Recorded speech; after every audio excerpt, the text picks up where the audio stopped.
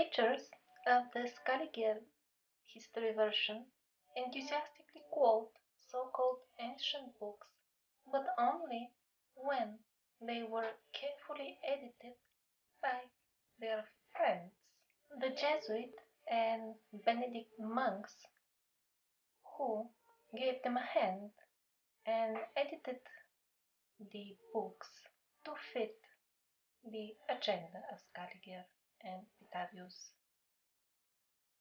That is why, when genuine and unedited ancient books surface, they are unwelcome because they are uncomfortable. I was able to trace any information about only 34 out of the supposedly few hundred tablets that have been found in Romania. These are the so-called Sinai tablets.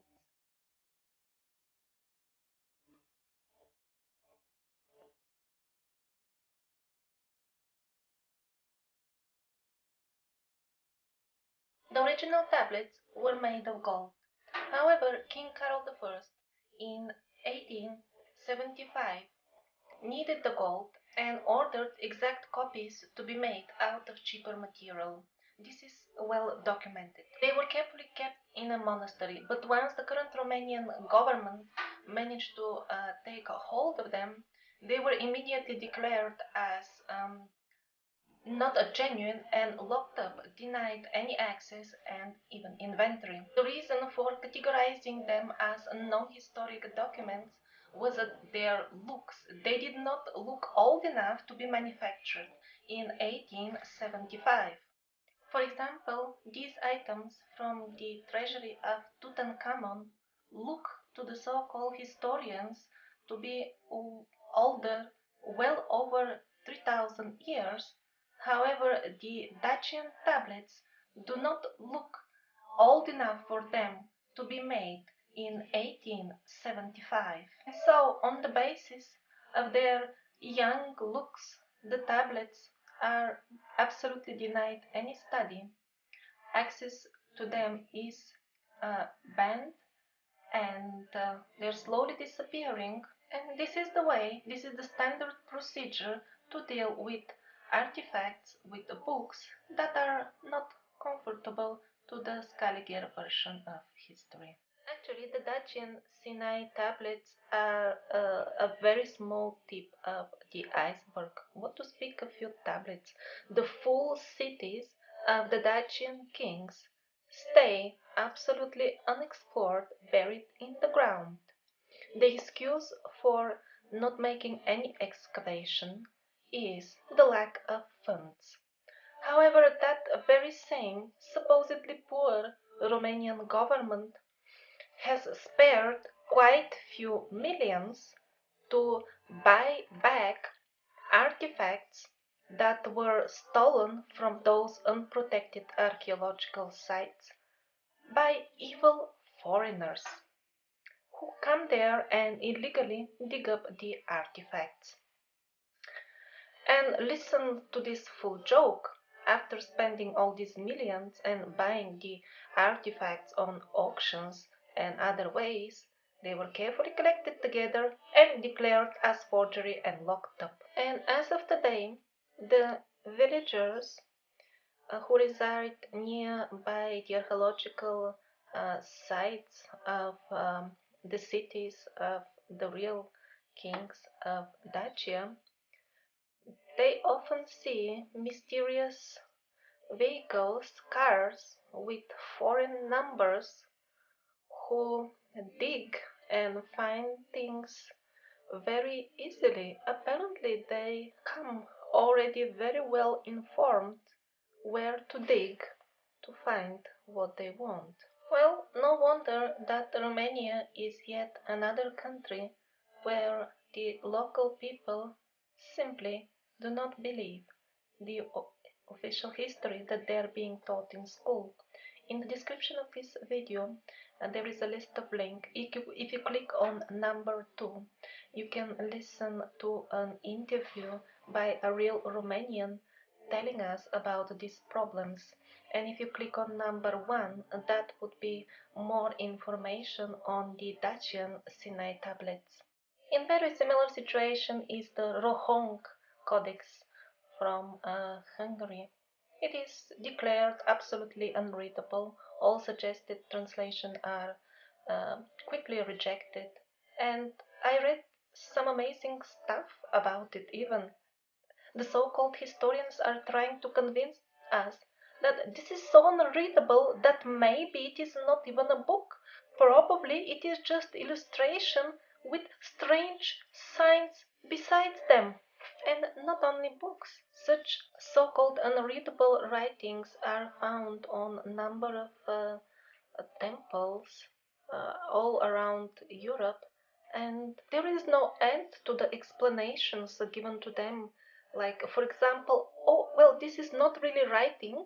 These were some special signs that the carpenters and stonemasons were using to mark their, materials. It's not really writing. At this point, the believers in the Scaliger version of history will probably object me and will say, no, it is not true that we do not respect the older books. There are really ancient books that have reached us in original and did not undergo any edition by monks. And these are the Vindolanda tablets found in England and the Oxyrhynchus Papyri found in Egypt. You can find out more about these truly old manuscripts in respectively links number 3 and 4 in the description. Let's see of what value, of what use can they be in determining our real history. First of all, the Vindolanda tablets. Fortunately, they are available online in a very neat way. A photo of the tablet and a transcription and translation next to it. There is no text that could be particularly relevant to the history, the way we are examining it, in the collection that is available online. In case there were tablets that were dealing with the history, they are not available to the public. In case I'm missing out something important from these tablets, please contact me at the email that you see on the screen so that I can provide correct information in my videos. And now, let's go to Oxyrhynchus papyri. The situation here is different. This is a truly massive and huge collection of manuscripts, and they definitely contain historic topics. However, I could not find them available in a neat form. That means the photo of the manuscript and the translation next to it. In case somebody is able to point out how the original content, I'm underlining original and not some sort of interpretation, how the original content can have something to do with the version of history that I'm presenting within this video, please kindly contact me at the email provided here so that I can present only truthful information to my listeners. In 2013, entire streets of Roman London were excavated. We hear from the newspapers that some 10,000 artifacts were unearthed. I don't know what is the situation now, but some 1 year after they were taken out, still we had photos of only 5 of them. I wonder why they were not in a hurry to show us what were these 10,000 objects. Some newspaper articles mentioned that written tablets were also amongst the findings. Where are they? Why haven't we seen them yet? Maybe because they have still not finished their new frisure in the Scaliger beauty parlors. The chain of frisure and beauty parlors of Scaliger is an international enterprise that can alter any old finding beyond recognition to suit the fabricated history. All items are suitable for such a beautification.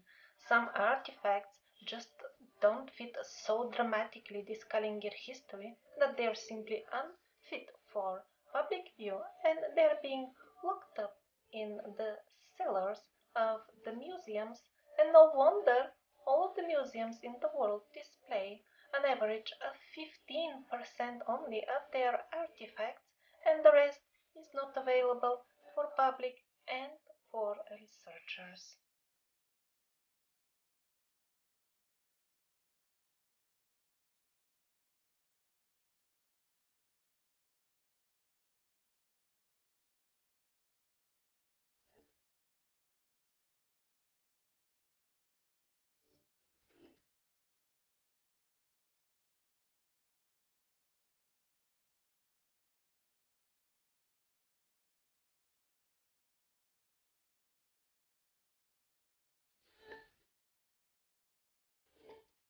As a routine part of his work, the astronomer Robert Newton takes some old historic data of the movements of the moon, and much to his surprise discovered that the moon behaved very, very strange and very, very erratically for a certain period in the past, and then it simply stopped and started behaving again according to the law of physics the way we know them.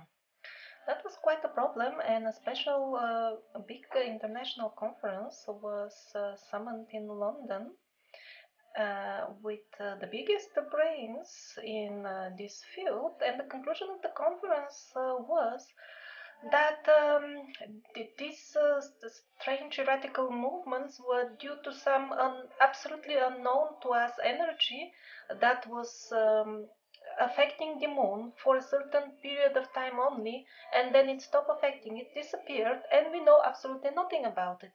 However, Anatoly Fomenko had the feeling that the forces behind these things are not that mysterious and maybe could be explained, and he took to the task of looking into the matter. While examining the historic records of the lunar eclipses that were used by Robert Newton, he discovered discrepancies in the way that these eclipses were placed on our current historic timeline, and the problem was that this placement was according to their relative time according to historic events. In more simple words, the old records of the eclipses were absolutely correct. However, nowadays we have placed them on wrong dates. The theory of Fomenko was confirmed by the fact that when he placed the lunar eclipses in their correct position, then all of a sudden the moon started behaving absolutely normally according to all laws of physics, and there was no mystical energy at all. And at this point, the Scaliger international chain of historic frisue parlors for artifacts started getting in trouble because Anatoly Fomenko started applying his newly discovered knowledge and algorithms to calculate not only the correct movement of the moon, but also the correct timing of the historic events. What he found out was absolutely shocking even for himself. Many of the historic events were artificially sent to the past, some of them with over 1,000 years. His further work started revealing that not only sending back in time, but also monstrous distortion of historic truth was going on. He spent long years of his life trying to recreate the real history, and it was well worth it.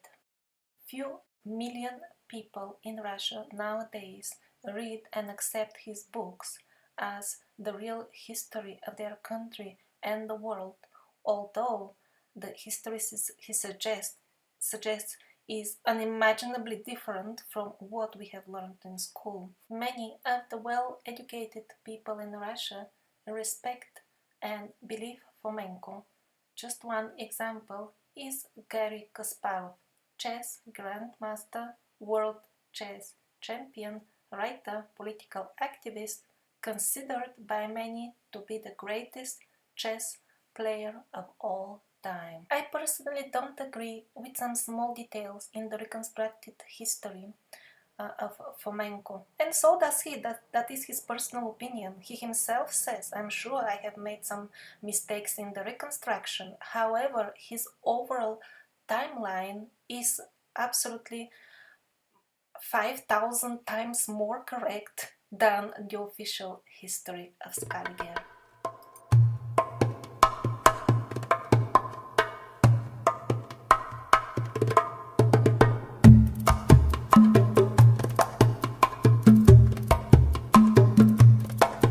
It's the heartbeat of the universe, it's the silence in our soul, it's the joy that makes every moment new, it's the bliss when we are whole.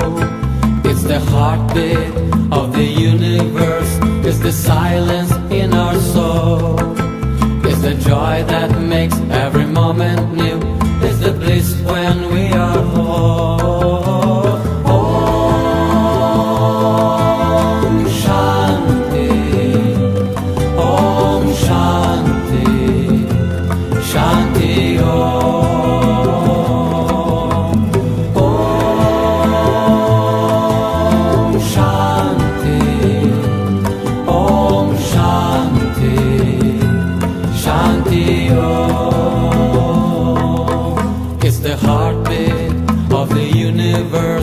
The silence in our soul is the joy that makes every moment new.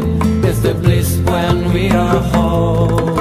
It's the heartbeat of the universe. It's the silence in our soul.